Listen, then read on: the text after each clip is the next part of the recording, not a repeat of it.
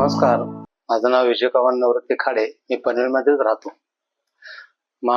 जानेवारी 2025 मध्ये माझ्या डोळ्याला थोडासा त्रास होत होता, म्हणून मी डॉक्टर हळदीपूरकर हॉस्पिटलमध्ये अप्रोच झालो आणि त्याने मग त्यांना थोडी शंका देखील वाटत होती, काचबिंदूचा देखील काय प्रॉब्लेम आहे का, हे पाहिल्यानंतर त्यांच्या लक्षात असं आलं की काचबिंदूचा प्रॉब्लेम बिलकुलच नव्हता आणि कॅटॅरॅक्टचा थोडासा जस्ट सुरुवात झालेली होती.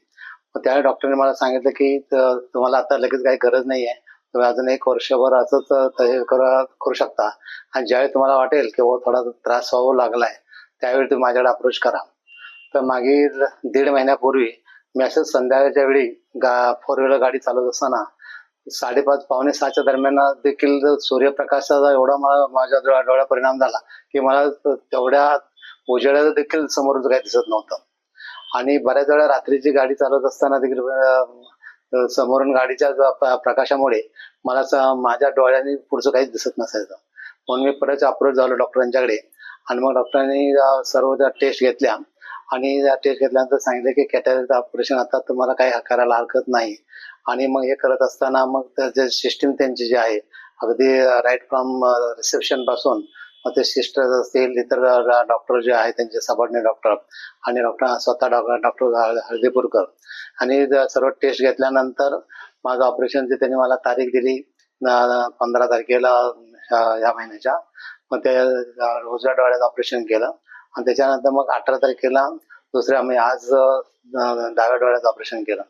दोन्ही ऑपरेशन एकदमच सुंदर झालेले आहेत आणि मला कोणत्याही प्रकारचा त्रास देखील झालेला नाहीये. एवढंच नाही तर येऊन अकाउंटिंगचे देखील मी पाहिलं की एवढे कॉपरेटिव्ह लोक मी कुठल्याही हॉस्पिटलमध्ये असे पाहिलेले नाहीत. स्वच्छतेच्या बाबतीत जर विचार केलात तर हे हॉस्पिटल असं वाटतच नाही जणू काय 5 स्टार हॉटेल असल्यासारखं वाटतं.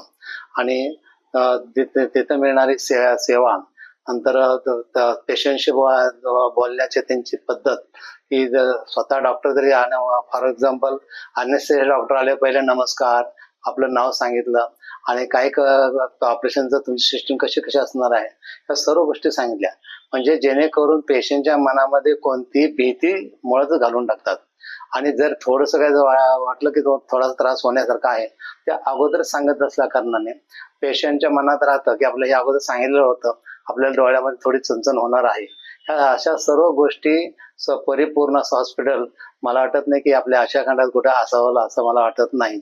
आणि ह्या मी नक्कीच धन्यवाद देतो आणि आभार देखील जेवढे माना तेवढे कमीच आहे.